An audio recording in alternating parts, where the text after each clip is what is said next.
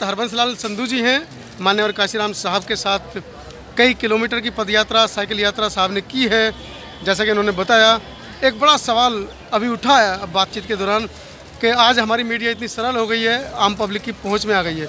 अभी सिंधु सर बता रहे थे, सर क्या था वो मामला? अभी आप बता रहे थे कि अखबारें खरीद लिया करते थे। ऐसा होता था कि हम अखबारों में अपने साहब की खबर ढूंढा करते थे जी, बाबा साहब की खबर ढूंढा करते थे जी। अगर किसी पेपर में बाबा साहब की या साहब कांशीराम के बारे में कुछ एक खबर दे दी तो हम लोग फ़ौरन जाकर वो अखबारें ले आया करते थे और समाज को बताते थे, देखो हमारे साहब की भी खबर आई है, हमारे साहब की भी खबर आई है। हम बहुत खुश हुआ करते थे।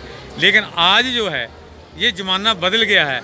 आज हम इतने खुश हैं कि हमें उन मनुवादी मीडिया के पीछे जाने की बजाय हमारा अपना एक मीडिया तैयार हो गया जो हमारी खबर दिन और रात 24 घंटे तैयार दे रहा है। और हम लोगों को उस खबर की बात को जानकर हमें ये होना चाहिए कि ये बात मान लेनी चाहिए, हमें क्या करना है क्या नहीं करना है। जब ये मंडल कमीशन की बात आई थी तो साहब कांशीराम जी ने 40 दिन लगातार धरना हमने बोट क्लब के ऊपर दिया था।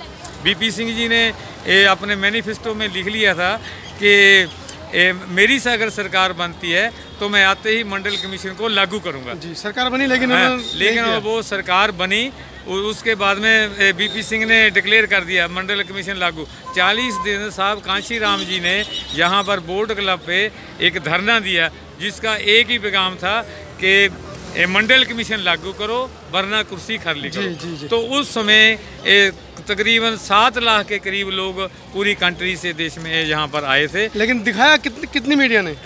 और उस समय तो बहुत मीडिया ने दिखाया।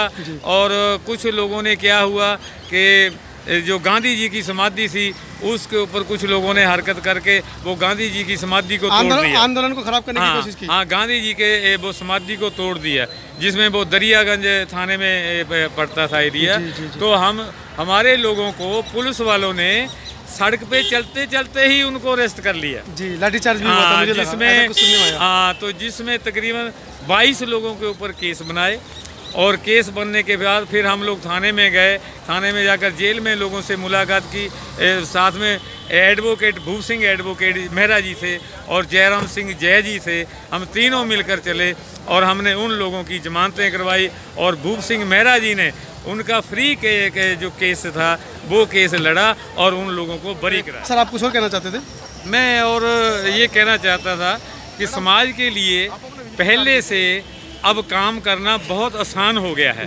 जब हमारा ज़माना होता था हम बंद कमरों में बैठकर मीटिंग लिया करते थे और लोगों को समझाया करते थे और हम लोग डरते थे, लोग भी डरते थे, लेकिन हम लोग नहीं डरते थे।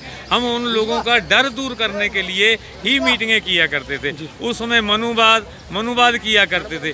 लेकिन आज समाज का डर इतना दूर हो चुका है कि वो सीधा काउंटर कर रहा है ब्राह्मणवाद के ऊपर। ब्राह्मणवाद के ऊपर काउंटर कर रहा है।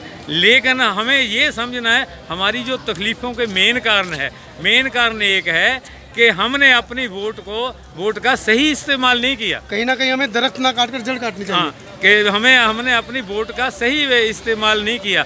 आज भी अगर हमारे SC ST OBC के और मिनॉरिटी के भाई लोग ये बात को समझ लें कि हम एक ही दिन में अपने दुखों का अंत कर सकते हैं और खुशहाली ला सकते हैं, वो है आपके वोट का सही इस्तेमाल। हमने ब्राह्मण पार्टी को, ब्राह्मण कैंडिडेट को, ब्राह्मण उम्मीदवार को, चाहे लोकसभा का हो चाहे विधानसभा का, उसको वोट किसी भी कीमत पर नहीं देना। आप देखो दूसरे दिन जैसे ही रिजल्ट आउट होएंगे तो एकदम पूरे देश के अंदर सब दुखों का अंत हो जाएगा। क्योंकि जिस कंट्री के अंदर लॉ की ताकत खत्म हो जाती है, लॉ के बिना किसी भी कंट्री का कोई काम नहीं चलता है, तो उस समय लॉ लागू तैयार होएगा। तो मैं आपकी ये फर्स्ट मीटिंग है, इसमें मैं बात करता हूँ, फिर मौका मिलेगा फिर पूरा डिटेल में बताऊंगा। लॉ, हमारे देश के लोग तो संविधान को मानते नहीं है, लेकिन अम्बेडकरवादी लोग जो है वो भारतीय संविधान की बहुत कदर करते हैं, उसको इतनी बड़ा ग्रंथ मानते हैं कि यही हमारी ज़िंदगी बदल सकता है। साथियों, चलते चलते फिर किसी महापुरुष से मिलवाऊंगा।